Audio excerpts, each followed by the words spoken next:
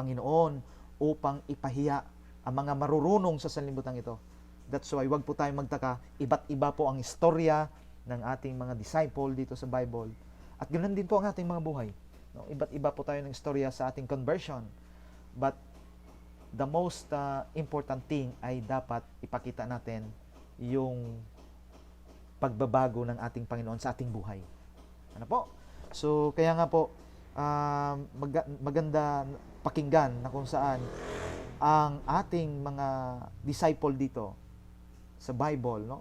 Because of this person, there were 3,000 baptized on the day of Pentecost that time. Chapter 2, verse 41, mga kapatid. Anong ibig sabihin? Dahil po si Pedro, dahil po sa kanyang pagiging makasarili, ay ngayon ay nakadepend na po siya sa ating Panginoon. Si John, yung anak ng kulog, the son of thunder, pero ngayon, he is now, no, or was, apostle of love. Dati kung siya po ay apostol ng pagiging mainitin na klaseng tao, ngayon ay siya po ay naging apostol ng pag-ibig, mga kapatid. Kaya nga wag po tayo magtaka bakit naisulat ni John na God is love. Because God changed John, no, from love of God, mga kapatid. At ganun din si Thomas. Si Thomas, for his being skeptic or a skeptical person, anong nangyari? Thomas became a believer, mga kapatid. Ang ganda po ng storya nila dito. Ano po ang ibig sabihin dito? Sila po yung mga tao na hindi tatahimik para ibahagi or sabihin sa mga tao ang pagbabago ng kanilang buhay. Dahil po sa pag-ibig ng ating Panginoon, sa biyaya ng ating Panginoon at sa kapangyarihan ng ating Panginoon, kaya ngayon po ay nagkaroon po ng tinatawag na the true Christian unity. Yan, mga kapatid. Sa kanilang pagkakaisa ay libo-libo ang tumanggap sa ating Panginoon, mga kapatid. Kaya nga, yung mga leader na nakaharap ng ating mga apostol ay sadyang nakita nila na nasa kanila ang ating Panginoon. So, may tanong nga po dito na kung saan, bakit napaghahalaga or what is the relationship is there between knowing Christ and sharing Christ, mga kapatid? Karapat-dapat talaga at dapat talaga nating kilalanin muna ang ating Panginoon. Dahil kung hindi po natin kilala ang ating Panginoon, wala po tayong ibabahaging experience or ibabahaging salita tungkol sa ating Panginoon kung hindi po natin kikilalanin muna ang ating Panginoong Hesus, mga kapatid. Kaya nga, ang sabi nga ng mga ngaral ay, kung mas marami ang iyong nababasa, ay mas marami ang iyong kaalaman na ibabahagi. So, ganun din po. Kung hindi po natin kilala ang ating Panginoon, wala po tayong maibabahaging kaligtasan sa iba. Mga kapatid. Kaya nga, napakaganda po tingnan na ang ating Panginoon ay gumagamit ng mga taong kakaiba ang istorya ng buhay. Dahil sa mga bagay nito, ikaw ay kilala na ikaw ay mabangis, kilala na ikaw ay makasarili, kilala na ikaw ay mainitin ng ulo, kilala na ikaw ay mapagduda. Pero anong nangyari? Nung ikaw ay binago ng ating Panginoon, lahat ng mga tao ay magbabago din. May hihiwagaan sa iyong buhay. Mga kapatid, ano bang nangyari sa taong ito? Hindi po ba? Ngayon po ay kaya nga dapat nating gawin ito at dapat nating sabihin sa ibang tao kung ano tayo sa ating buhay at kung ano ang pinagbago ng ating buhay dahil sa ating Panginoong Hesus. Yan. Kung ano ang binago niya sa ating buhay. So, kaya nga po mga kapatid, kung ating pong mapapansin dito sa buhay ni Paul, nung siya po ay nakaharap kay King Agrippa, ay napakaganda ng istorya dito sa dalawang taong ito. Ano po yon? Sabi dito, witnessing is never about us. It is always about Him, Jesus Christ. Kaya nga si Paul, nang siya po ay naharap kay Agrippa, anong sabi ni Paul dito, mga kapatid? Anong sabi ni Paul? Subalit bago po yan, ang sabi ng Panginoon kay Paul, I have appeared to you for this purpose, to make you a minister and a witness both of things which you have seen and of the things which I will yet reveal to you. So, I revealed it to you, and then you as well revealed it to them, mga kapatid. So, ibig pong sabihin, ang mga bagay na ating pong natanggap sa ating Panginoon, kung ano ang ginawa ng ating Panginoon, hindi po pwedeng itago po natin yan.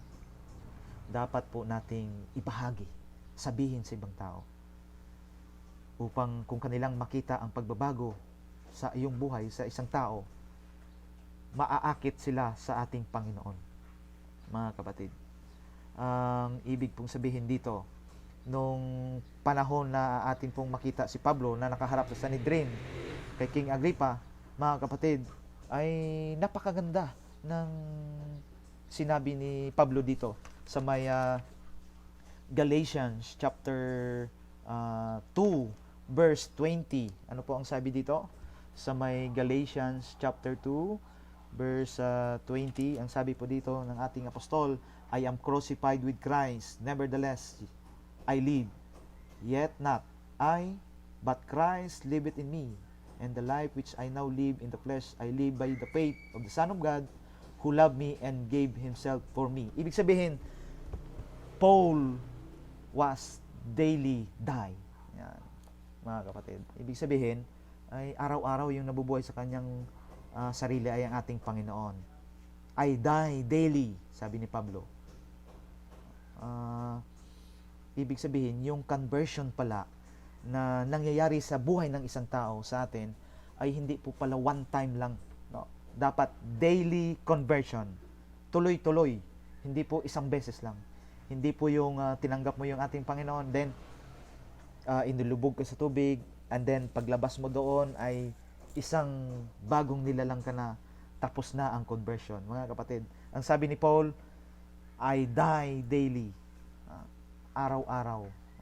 Siya po ay namamatay sa kanyang sarili. Anong ibig sabihin? Ang pag-ibig ng ating Panginoon ang nabubuhay sa kanyang buhay. So dapat ganun din po tayo, mga kapatid. Doon po makikita yung kaakit-akit na pagiging saksi. We must die daily against ourselves, mga kapatid. Ito po yung dapat natin gawin sa ating buhay. Hindi po kinakailangan, kundi dapat gawin. Okay? So kaya nga, kahit si Paul, si John, no?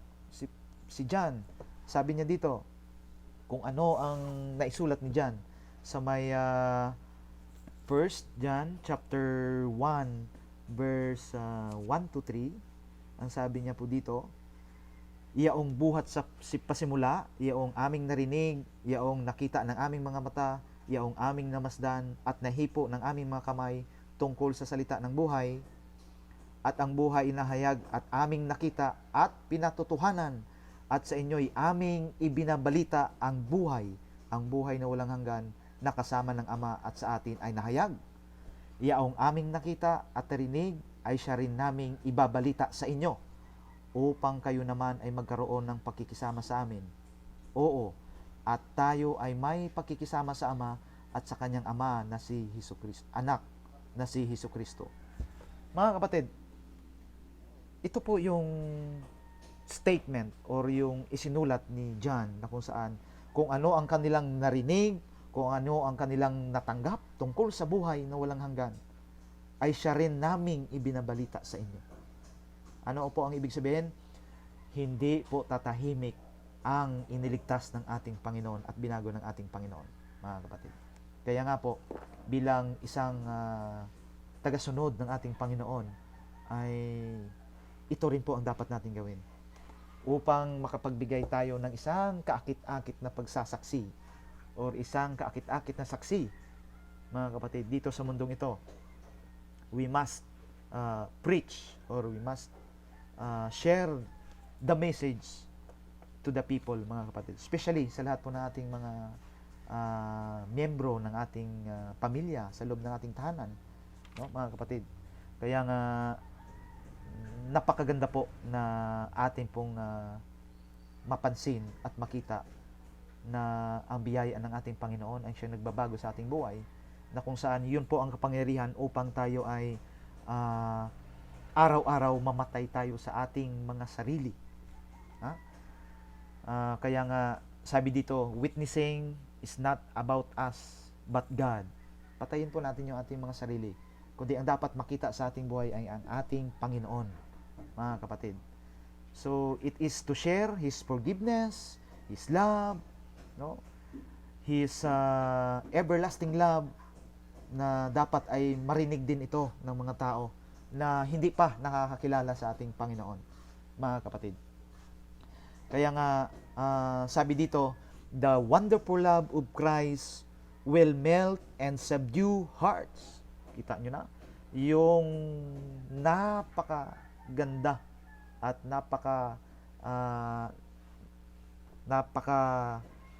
init na pagmamahal ng ating Diyos, kanyang pag-ibig. Yan po ang tutunaw sa mga mabatong puso ng mga tao. When their mere reiteration of doctrines would accomplish nothing. Bakit po?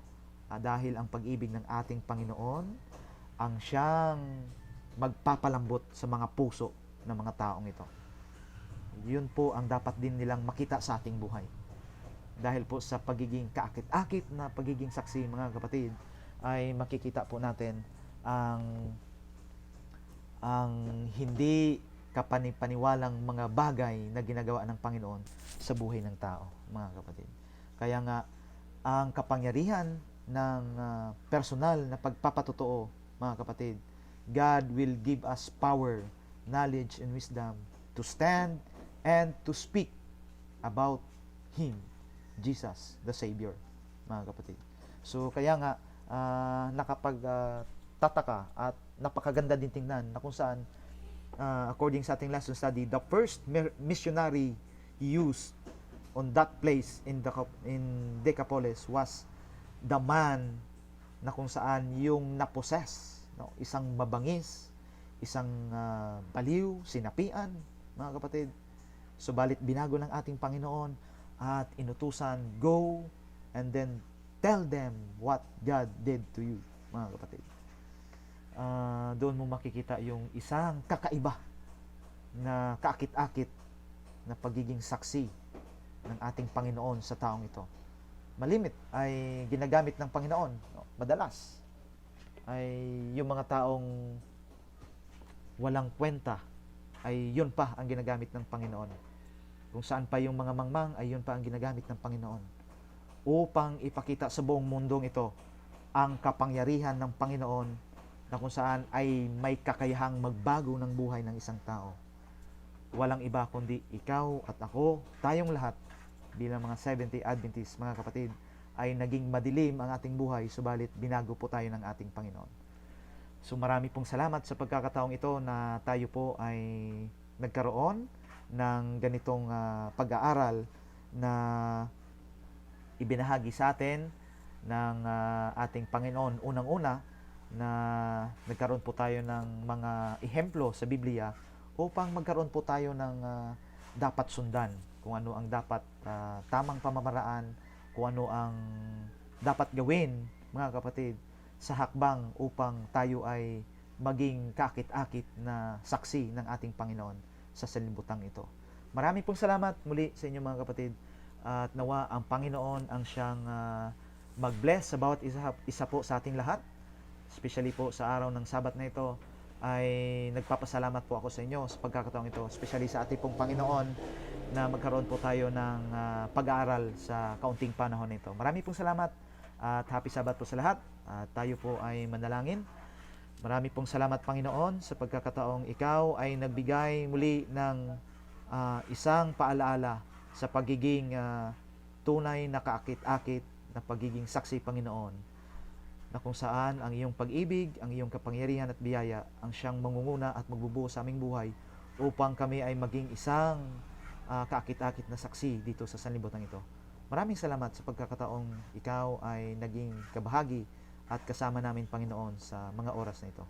At muli, kung saan man po kami nagkulang nagkasala, patawarin niyo kami sa ngalan ni Jesus. Amen.